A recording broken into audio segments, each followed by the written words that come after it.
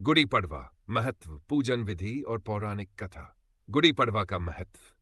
गुड़ी पड़वा भारत में मनाया जाने वाला एक प्रमुख पर्व है, जो विशेष रूप से महाराष्ट्र, गोवा और दक्षिण भारत में नए वर्ष के आगमन का प्रतीक है। यह पर्व चैत्र मास के शुक्ल पक्ष की प्रतिपदा को मनाया जाता है और यह हिंदू नववर्ष का प्रारंभ माना जाता है।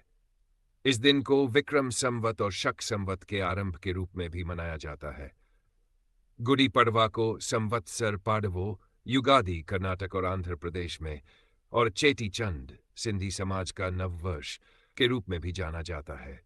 इस दिन भगवान ब्रह्मा ने सृष्टि की रचना की थी, इसलिए इसे अत्यंत शुभ दिन माना जाता है।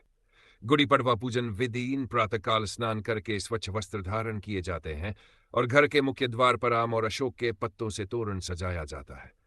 इस दिन विशेष रूप से गुड़ी फहराई जाती है। गुड़ी को स्थापित करने की विधि इस प्रकार है। 1. गुड़ी की स्थापना: एक बांस या लकड़ी की डंडी लें। उसके ऊपरी भाग पर एक रुपहली या पीली रेशमी वस्त्र, साड़ी या दुपट्टा बांधें। उसके ऊपर नीम की पत्तियां, आम के पत्ते, पुष्पमाला एवं एक नारियल लगाएं।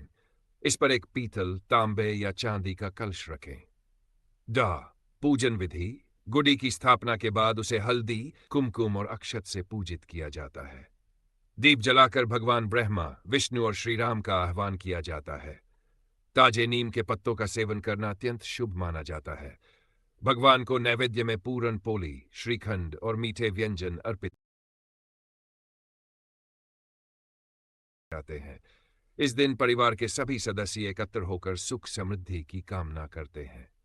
गुड़ी पड़वा के लाभ और आध्यात्मिक महत्व। 1. नववर्ष का आरंभ: इस दिन नए कार्यों की शुरुआत करना शुभ माना जाता है। 2. सकारात्मक ऊर्जा: गुड़ी की स्थापना से घर में सकारात्मक ऊर्जा आती है। बीमारियों से रक्षा: नीम के पत्तों का सेवन करने से स्वास्थ्य लाभ मिलता है। विजय और समृद्धि का प्रतीक: ये दिन विजय, समृद्धि और खुशहाली का सूचक है। गुड़ी पड़वा का सांस्कृतिक महत्व। महाराष्ट्र में इस दिन विशेष रूप से पारंपरिक व्यंजन बनाए जाते हैं, जैसे पूरन पोली, श्रीखंड और कोकम शरबत। घरों में रंगोली बनाई जाती है और लोग एक दूसरे को नववर्ष की शुभकामनाएं देते हैं। गुड़ी पड़वा केवल एक त्योहार नहीं, बल्कि हमारी संस्कृति और इतिहास की अमूल्य धरोहर है। यह दिन हमें याद दिलाता है कि हर नए वर्ष की शुरुआत नई ऊर्जा, उत्साह और आत्मविश्वास के साथ करनी चाहिए। आपको एवं आपके परिवार को गुड़ी पड़वा की हार्दिक शुभकामनाएं। यहां आपके द्वारा लिखा गया पाठ हूबहू प्रस्तुत है। गुड़ी पड़वा की कथाओं में छुपे हैं पौराणिक तथ्य। गुड़ी पड़वा का पर्व महाराष्ट्र, आंध्र प्रदेश और गोवा सहित दक्षिण भारतीय राज्यों में उल्लास के साथ मनाया जाता है। चैत्र मास की शुक्ल प्रतिपदा को गुड़ी पड़वा का त्योहार मनाया जाता है। इस दिन को नव संवत्सर के रूप में पूरे देश भर में मनाया जाता है। हिंदू धर्म में इस पर्व को लेकर खास मान्यताएं हैं। गुड़ी ध्वज यानी झंडे को कहा जाता है और पड़वा प्रतिपदा तिथि को। मान्यता है कि इसी दिन ब्रह्मा जी ने सृष्टि का निर्माण किया था। दक्षिण भारत में गुड़ी पड़वा की लोकप्रियता का कारण इस पर्व से जुड़ी कथाओं से समझा जा सकता है। दक्षिण भारत का क्षेत्र रामायण काल में बाली का शासन क्षेत्र हुआ करता था। जब भगवान श्री राम को पता चला कि लंकापति रावण माता सीता का हरण करके ले गया है, तो उन्हें वापस लाने के लिए रावण की सेना से युद्ध करने हेतु एक सेना की आवश्यकता थी। दक्षिण भारत में आने के बाद उनकी मुलाकात सुग्रीव से हुई। सुग्रीव ने बाली के कुशासन से उन्हें अवगत करवाते अपनी असमर्थता जाहिर की। तब भगवान श्री राम ने बाली का वध कर दक्षिण भारत के लोगों को उनसे मुक्त करवाया।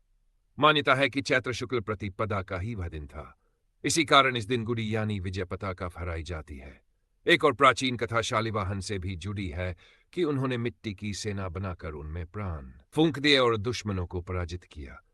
इसी दिन शालिवाहन शक का आरंभ भी माना जाता है। इस दिन लोग अपने घरों के पत्तों की बंधनवार से जाते हैं। कर्नाटक और महाराष्ट्र में इसे लेकर बहुत उल्लास होता है। आम के पत्तों की यह बंधनवार लोगों में खुशहाल जीवन की एक उम्मीद जगाती है। अच्छी फसल होने व घर में समृद्धि आने की आशाएं भी लोगों को होती है। गुड़ी पड़वा की गिनती वर्ष के 3 मुहूर्तों में होती है। स्वास्थ्य के नजरिए से भी इस पर्व का महत्व है। इसी कारण गुड़ी पड़वा के दिन बनाए जाने वाले व्यंजन खासतौर पर स्वास्थ्यवर्धक होते हैं। चाहे वह आंध्र प्रदेश में बांटा जाने वाला प्रसाद पचड़ी या फिर महाराष्ट्र में बनाई जाने वाली मीठी रोटी पूरन पोली हो। पचड़ी के बारे में कहा जाता है कि खाली पेट इसके सेवन से चर्म रोग दूर होने के साथ साथ मनुष्य का स्वास्थ्य बेहतर होता है। वहीं मीठी रोटी भी गुड़, नीम के फूल, इमली, आम आदि से बनाई जाती है। चूंकि नवरात्र भी आरंभ होते हैं, इसलिए इस पर्व का उल्लास पूरे देश में अलग अलग रूपों में देखने को मिलता है, जो कि दुर्गा पूजा के साथ रामनवमी के दिन समाप्त होता है। इस दिन लोग अपने घरों की सफाई कर रंगोली, बंदनवार आदि से घर के आंगन व द्वार को सजाते हैं। घर के आगे एक गुड़ी यानी झंडा रखा जाता है। इसी में एक बर्तन पर स्वास्तिक चिन्ह बनाकर उस पर रेशम का कपड़ा लपेटकर उसे रखा जाता है। पारंपरिक वस्त्र पहने जाते हैं। सूर्यदेव की आराधना की जाती है। इस दिन सुंदरकांड, राम रक्षा स्तोत्र, देवी भगवती के मंत्रों का जाप भी किया जाता है।